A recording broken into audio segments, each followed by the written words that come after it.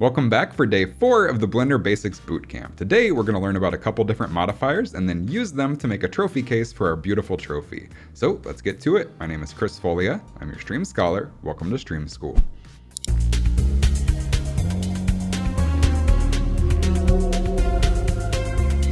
Okay, now to model our trophy case, we're going to go back to good old-fashioned polygon modeling. But we're going to spice it up a little bit by using a couple different modifiers that are going to make our lives a whole lot easier. Those are the mirror modifier, which we touched on briefly in the last video, and the array modifier, which I honestly cannot wait to show you because it's one of my favorites. So let's get started. I'm going to go ahead and hit Shift A to bring up the add menu.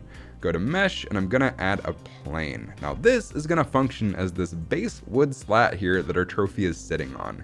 So I'm gonna go ahead and hop over into edit mode. I'm gonna hit 1 for vertex select, and I'm gonna scale this up until it's about wide enough. Now honestly, we just want this to be a little bit wider than our trophy's handles so our trophy can actually fit on the shelf. So here, I'm going to go ahead and select the front 2 vertices by holding Shift and clicking on them. I'm going to hit G, Y, and we're going to move this in to bring our trophy front and center on our shelves. We want our audience to get a nice good view of this trophy that we worked so hard on. I'm going to click to set it down, and here I'm going to do the exact same thing on the back, but I'm not going to bring it forward quite so much because we want a little bit of depth in our scene. So at this point, I'm going to hit 3 on my numpad to go to the orthographic right view. Here, I'm going to hold Z and I'm going to go to wireframe. Then I'm going to select these 2 points right here, which make up the entire front edge. Go back to orthographic right.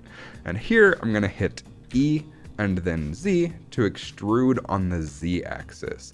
And we want to make this just about as thick as half of a plank of wood, because when we add the rest of the trophy case through modifiers, the other half of the plank of wood is going to come in. So we don't have to worry about that right now. So I'm going to go ahead and extrude this about half of the thickness of a plank of wood, maybe somewhere around there. Seems about good. We can always modify this later. Then I want to bevel this corner just a teeny amount so it catches the light in interesting ways. So I'm going to hit Control B, just like in the last video. And we're going to bevel this just a little bit. I'm going to scroll up on my mouse wheel a couple times to add a few divisions so it catches the light more interestingly.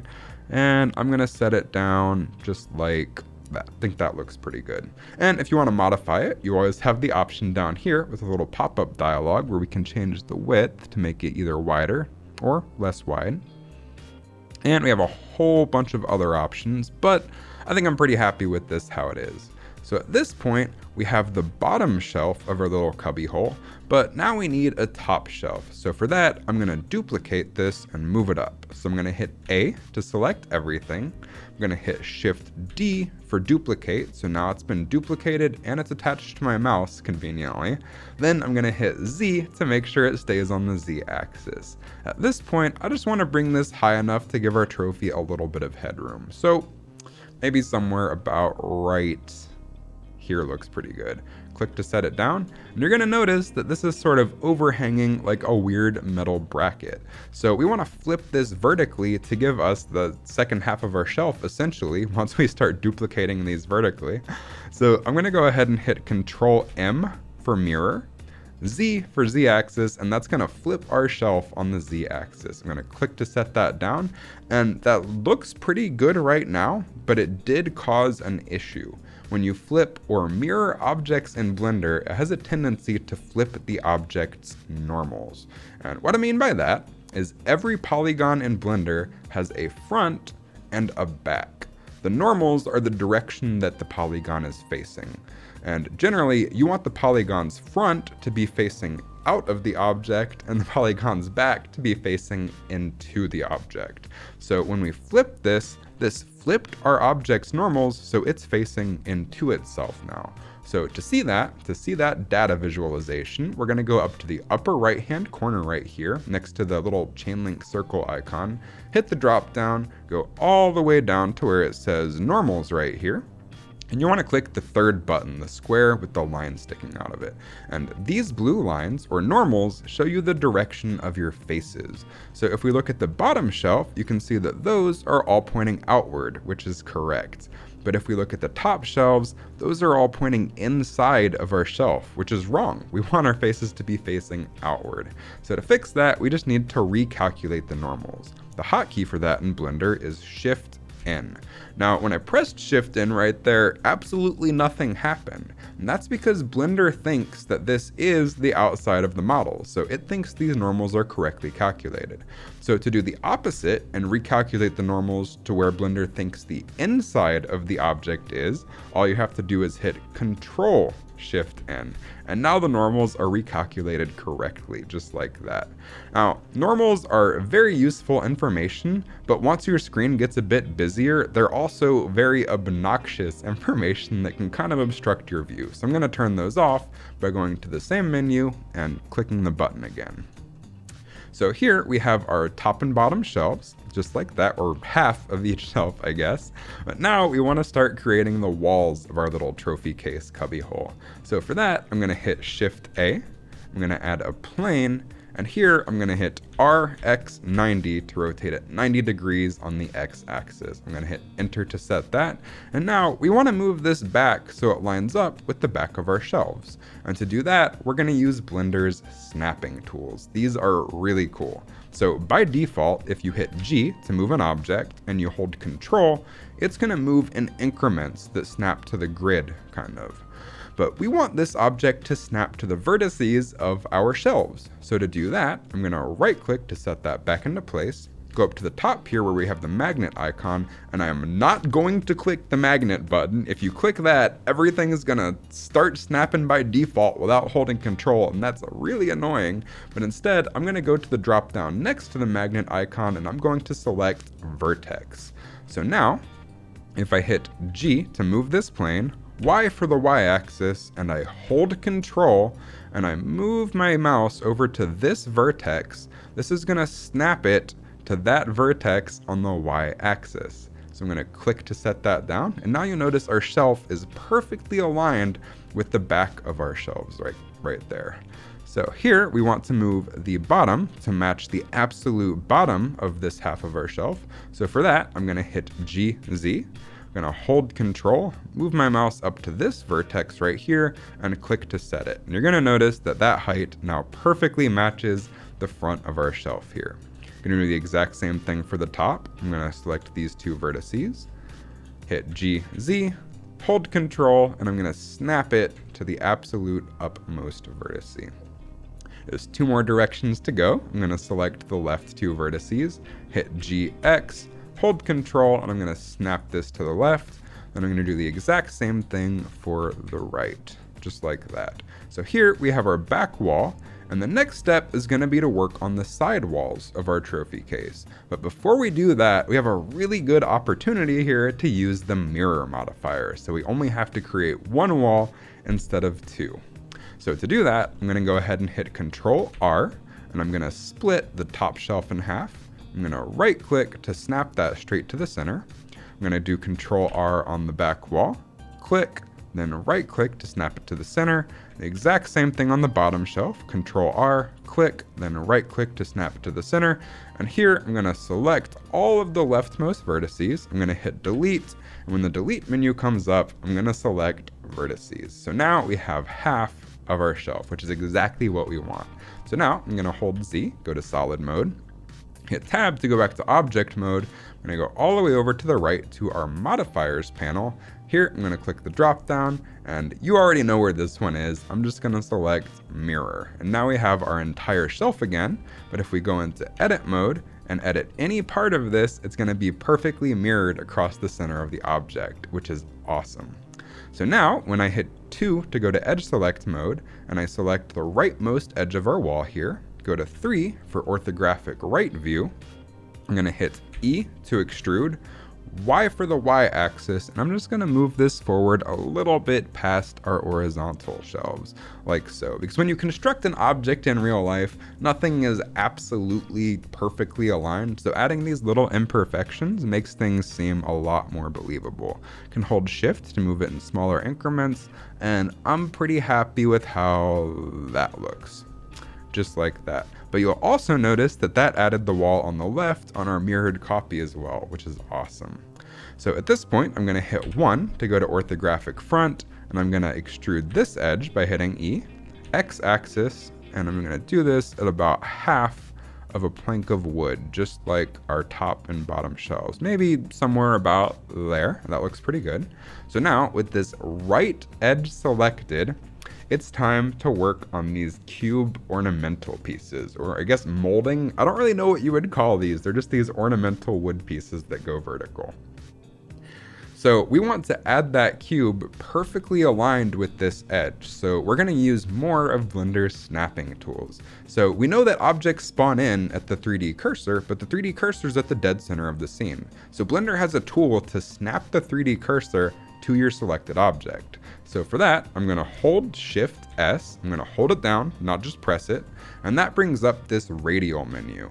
So we have a whole bunch of different options here, but the one we want is cursor to selected at the absolute bottom. I'm gonna highlight that, I'm gonna release Shift S, and now the 3D cursor snaps to the edge that we just extruded. So now, when I hit Shift A, and I add a cube, that's gonna come into the scene exactly at the center of that edge that we just extruded with, which is exactly what we want. So now I'm going to grab the right face by going to face select. Oh wait, no, actually before that, I need to split this in two. I'm getting ahead of myself.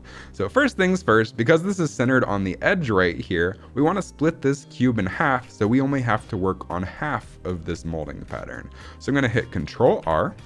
I'm going to select the center of the cube, click, I'm going to right click to snap that into place, then I'm going to go to face select, go all the way to the right of the cube, select that face right there. I'm going to hit delete, and I'm going to select vertices, because delete vertices is going to delete the face and all of the vertex points attached to it. So when I select vertices, that's going to delete the entire half of the cube rather than just the face.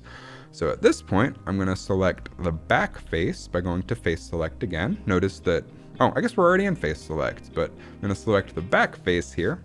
And I want to move this forward to match up with the bottom shelf here. So I'm going to hit G, Y, I'm going to hold Control, and I'm going to snap that to the bottom shelf's end, just like that. And here, I want to make this a whole lot skinnier, so I'm going to select the front face. I'm going to hit G, Y to move this on the Y axis, and let's make this maybe about that. That thick seems about good to me. We can always change this later too. Actually, might want to make this a little bit skinnier. I'm kind of a perfectionist. And here I'm going to select the leftmost face, hit GX, and we want to make this about half the width of whatever this molding should be. So for that, I think something like this looks about good. I always find that no matter how skinny I think this looks, it ends up looking wider once I mirror it than I originally anticipate. So I've gotten in the habit of making things skinnier than they should be.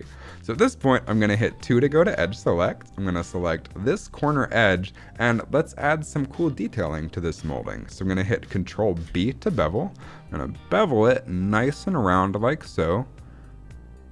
Click to set that down, but I don't want this to be rounded out this way. I want a really cool, fancy design pattern. So I want this to round in like such. So to do that, I'm gonna pop up this little bevel dialog, and here I'm gonna change the shape.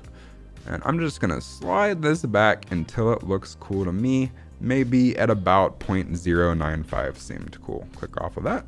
And here, I think it could also be a little bit rounder since this is gonna be close up to the camera. So I'm gonna up this to maybe 6 or even 7 subdivisions to make it nice and smooth. So here, I'm gonna close the pop-up. And at this point, we have one more little detail to add, which is this extrusion right here that creates this little corner or crevice. So for that, I'm gonna hit Control R. We're gonna add an edge loop to this vertically, but you're gonna notice this isn't cutting all the way around our object. If I right click to get out of that for a second, that is because this is an N-gon. We have a whole bunch of different edges creating this face right here, so Blender doesn't know how to loop cut that. Fortunately for us, that doesn't matter because we're gonna get rid of this face in the long run. So for this, I'm gonna hit Control R to add our edge, click, slide it down to where I think it's gonna be about right. I'm gonna click to set that in place, Here, I'm going to switch to face select by hitting 3 on the keyboard, select that face, I'm going to hit E to extrude it just a little bit so it catches the light and creates a nice shadow once we get to that point. Set that down, hit 2 for edge select, I'm going to select this corner edge, and just to be even fancier, I'm going to hit GG to slide along the face, and I'm going to make it a nice diagonal slant like that. Looks pretty good. So when we did extrude this out, we created an extra face right here. Now, when we're all said and done, this molding is going to be mirrored across. So when we mirror that across, if this face is inside of the molding, that has the potential to create some weird shading artifacts. So I'm going to go to face select mode. I'm going to select that face. I'm going to hit delete, and I'm going to hit delete faces. If we hit vertices, that's going to screw a whole lot up. So I'm going to select faces, and that'll get rid of that extra face. Then I'm going to select both of the top faces, hit delete faces. I'm going to select both of the bottom faces, hit delete faces, and here we have our molding, but not quite tall enough. So for that, I'm going to hold Z, go to wireframe, go to vertex select by hitting 1 on the keyboard, and here I'm just going to select the top vertices of our molding, hit G, Z, hold Control, and move my mouse to the topmost shelf of vertices, and click to set it down. Here, I'm going to do the exact same thing on the bottom. GZ, hold Control and snap it to the absolute bottommost vertices and click to set it down. So if I go to solid shaded mode by holding Z, hit Tab to go to object mode, now we have our complete singular trophy cubbyhole, which looks pretty cool in my opinion. The problem here is when we're looking at this with a camera, we're going to see a little bit past this individual cubbyhole. And our audience is going to see into the endless void of space, which is exactly what we don't want. So we want to make a few different duplicate cubby holes of our trophy case, just so the audience can't see into the endless void of space. So for that, we're going to use something called the array modifier, and it's going to take all of the work out of this for us. So for that, I'm going to go over to our modifiers panel. I'm going to collapse down the mirror modifier since we're pretty much done with that. I'm going to go to the add modifier dropdown, and it's the first option in the second column, the array modifier. When I click that, you'll immediately notice that it makes a duplicate of our cubbyhole and moves it over to the right 1. Now, the really cool thing about this is that it moves it over relatively. So for instance, if I go into edit mode and I change the width of this, it's going to stay exactly attached to the edge of our object because it's moving it relative to the size of our object. It's moving it over by 1 complete object that we're arraying. So I'm going to right click to undo the width.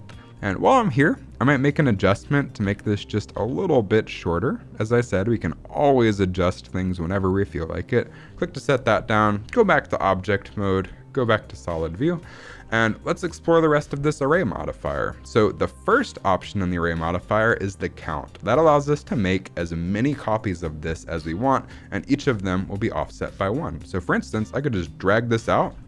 Now we have 1,000 copies of this trophy case cubbyhole, which that's a little bit excessive. I don't think anybody's trophy case is that big. So I'm gonna set this to 5 by clicking on it to highlight it, typing 5 and hitting enter.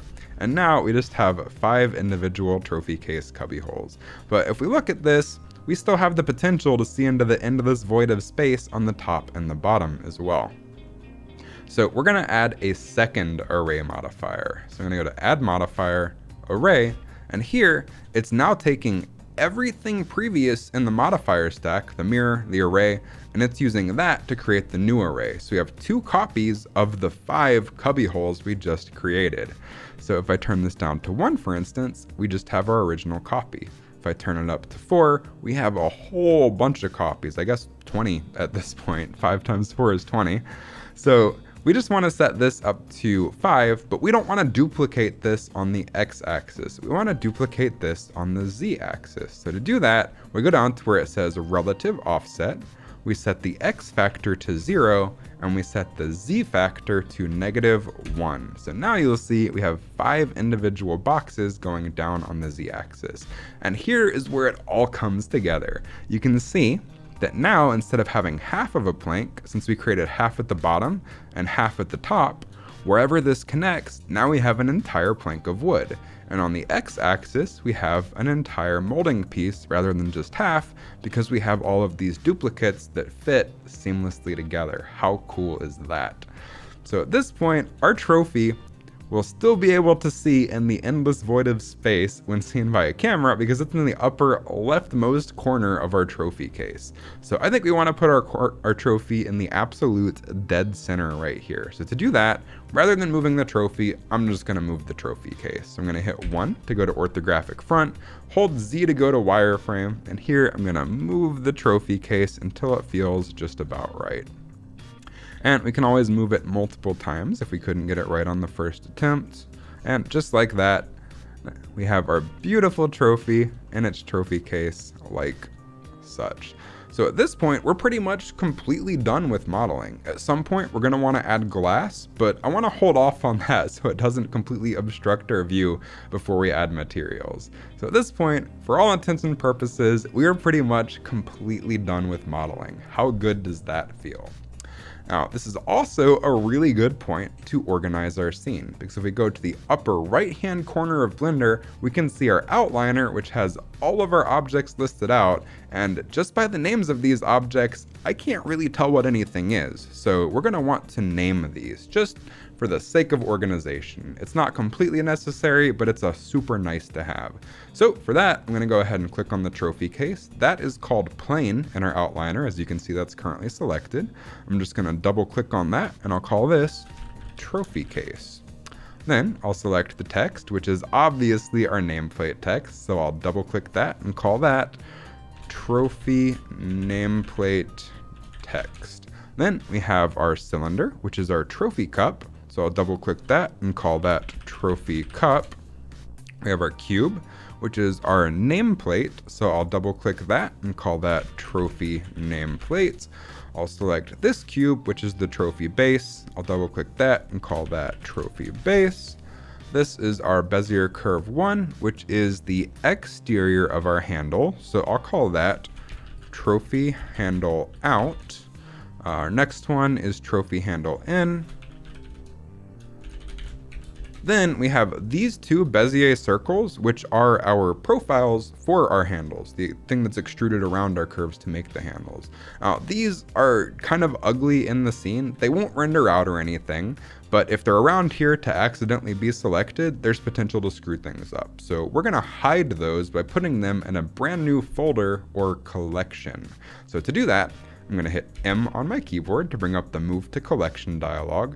I'm gonna hit New Collection, and we'll call this collection Hidden. Then I'll hit OK, and that will put those in a brand new folder here called Hidden, which we can then uncheck, and that will hide those, but it won't affect our handles at all, which is awesome. And now we can't mess those up, we can't screw with them accidentally, those are completely hidden. And at this point, I'm gonna take just to organize this even a little bit further, I like to keep things in organized collections. I'm gonna select everything that makes up our trophy. I guess we don't wanna select the case, so I'm gonna trophy base, control click to select multiple things. I'm gonna hit M, and I'm gonna hit New Collection, and we'll call this Trophy. Hit OK. And then the last thing is our trophy case, which is in the main collection or the scene collection. Yeah, that looks, we'll add these to the main collection as well. I just wanted to keep everything nice and organized in the outliner.